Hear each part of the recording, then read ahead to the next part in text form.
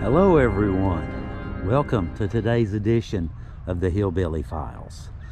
Now today we have a truly bizarre story for you, a very unique one. We are in a little town of Logan, West Virginia. I don't know if any of you've ever been here or not, but that's where we're at. This is the Logan City Hall right here. Now, it's the police department, the fire department, and City Hall. Now, normally you're not supposed to, you're not allowed to record here, obviously. It says right, has a sign right on the door saying so.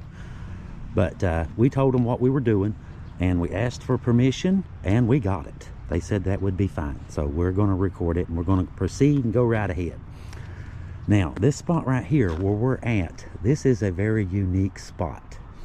Okay, our story today involves a couple, Ann and Anthony Lawson.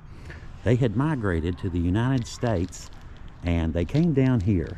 Now, there were no roads. This is pre-Civil War days, okay? This is before the Civil War. According to the stories, they came in on a buffalo trail, okay? They came in here on a game trail. Now, they get here and they get to this little spot right here. They get over here and get a better view. You can see it. Show you their property. They get here, this spot where the City Hall is right now, the city of Logan, where the City Hall is. They move here and they clear out a little piece of land and they set up a house right here. Now, when they had moved here, her husband Anthony had bought a couple slaves. This is, like I said, this is pre-Civil War days. He had bought a couple slaves. Some stories say that that Ann had wanted the slaves to keep any harm, from befalling the boys. I don't know. I wasn't there. They bought the two boys and named them Bill and Lewis and gave them their last name, Lawson. And they lived here with the family. Now, according to one of the stories, 8 days before Christmas, he's invited to a local party here in Logan, a Christmas party. He goes to attend the Christmas party and leaves Ann alone with the two slaves. This is later years, they're adults now. And the two slaves, Bill and Lewis, apparently they got into, started drinking, drinking moonshine. And I guess one of them gets the idea that they're going to rob her. So they get a poker and they beat Ann. She's 64 at the time. They beat her and leave her for dead. So they take the poker and they go to this, she has a wooden strong box. It's common back in the day. Everyone had something like that. That's, it's just the way you did it. You locked your stuff up. But anyhow, they had a strong box in the house. Now, the two slaves, they knew about the strong box, obviously. They were raised there. They knew all the little details about everything pretty much.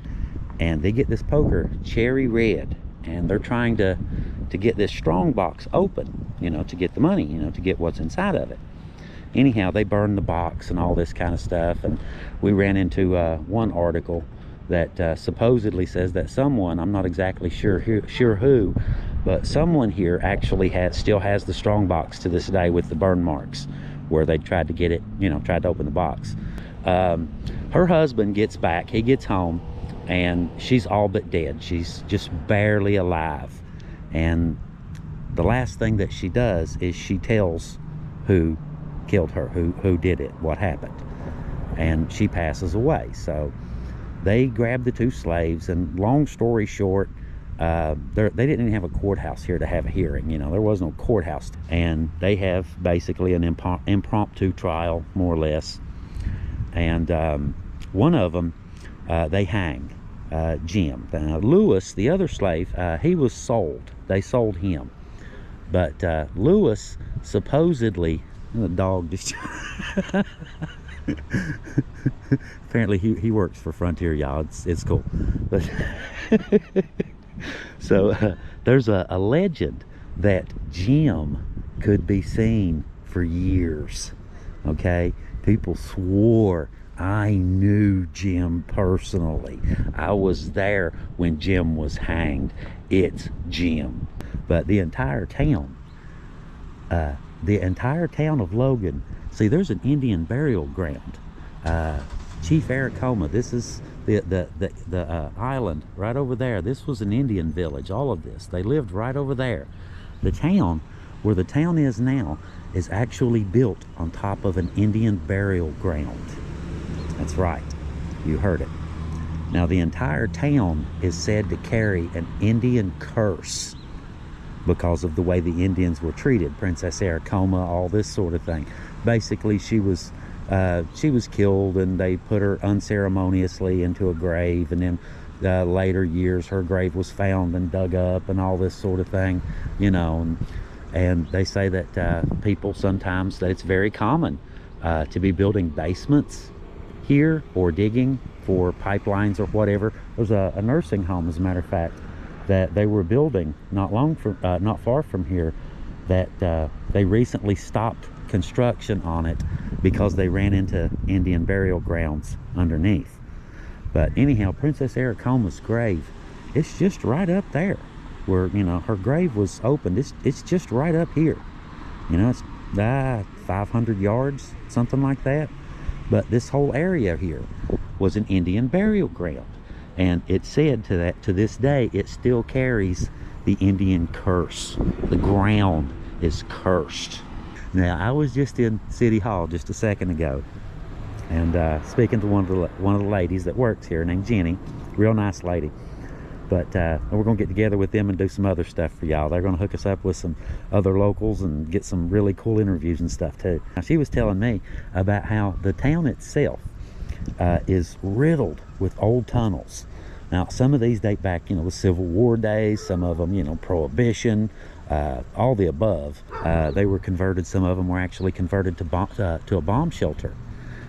You know, because they're so underground, they're super secure, you know, super sturdy. But she said that the businesses had to go down into their basements and block up or brick up entrances from these old mines, or, well, old tunnels underneath the town. I'm here today. I don't know if I didn't mention it, but I'm here with my crazy cousin Melvin today. Hey, crazy cousin Melvin. I told him I was going to do that. I did warn him. But anyhow, we're over here. Like I said, we're just out chasing the little story down. We came by here, stopped by here for a minute, and we're going to head on up. That is where the old, the abandoned city cemetery is. Now, that is where Ann is buried at. She's buried up there. Her husband, he's buried in another place. I'll tell you that when we get up there. But it's just, you know, a few hundred feet from where we're at. You can see it right there. You can see the graveyard. So we're going to head up there in a second and show you some of that stuff and see what all's up there. We kind of drove by and, you know, just took a glance just to kind of get an idea where it was at, you know, and came back down here to City Hall. And I wanted to talk to them first, you know, before you start video. And they have a sign right there, don't video. So, but like I said, we went in and asked and told them what we were doing, and they said that would be fine. That's not a problem. So thank you, Logan. We appreciate you. Thank you very much. But anyhow, I guess Melvin and I are going to load up and head on up to the graveyard here. It didn't look like there was much of a place to park, but we'll see what we can find. We'll see what we can do. And head on up to the graveyard. We'll see y'all in a minute. Say hi, Melvin. Hi, Melvin. That's the only 2 words he knows. Cool. 3, right. 4, 5, 6. All right, we'll see y'all in a few.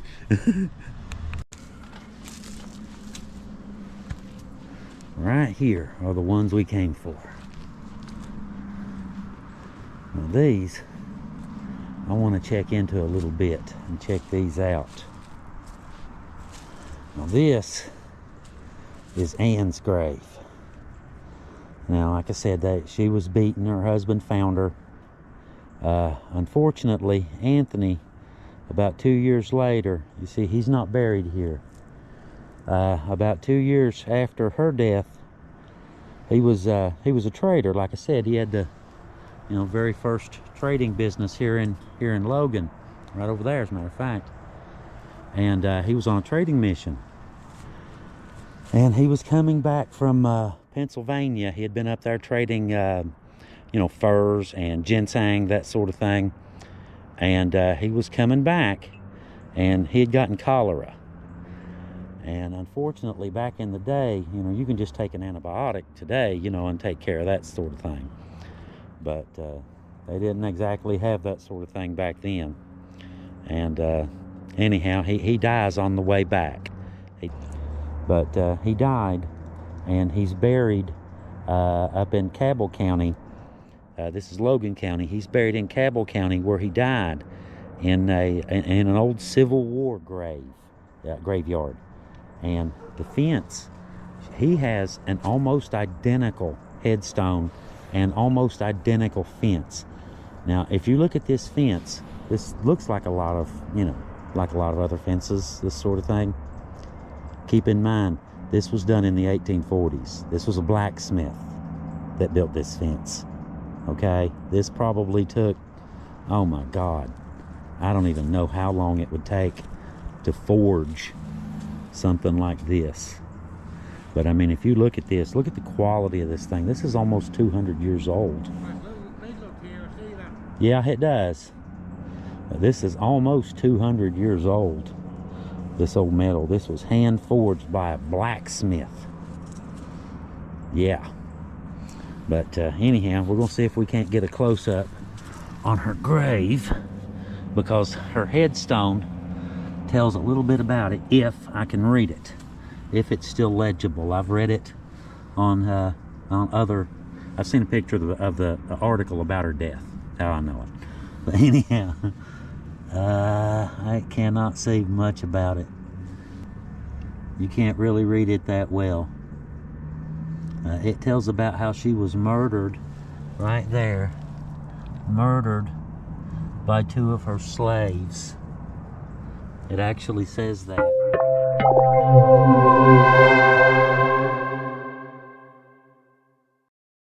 Came down, I can't think of his name right now. He came down about 100 years after the fact. And about 100 years ago, in other words. And he made a story up, except he changed a lot of the stuff to make it more interesting to sell papers. Sensationalism existed back then too. But so he made up a bunch of big stories and changed everything, had dates wrong, all kinds of stuff. And it wasn't really known, their death date, you know, until somebody finally got the intelligence to go check the dates. And the dates didn't line up, and so they, you know, started investigating into the rest of the story, and pretty much none of it was true. It was just a reporter doing a sensationalized story to try and sell papers. It was just trying to make money. But he changed the story, and so it makes it a little bit obscured, you know, through history. But all the information's there if you're willing to research it. It's all there. But this is where she lays to this day. One of those things you're kind of torn, you know, on who's the bad guy here. You know, the slaves murdered her, but she had slaves. You know, I can kind of see that, you know. Amazing story, isn't it? Her husband is nowhere near here. He's in a whole nother county.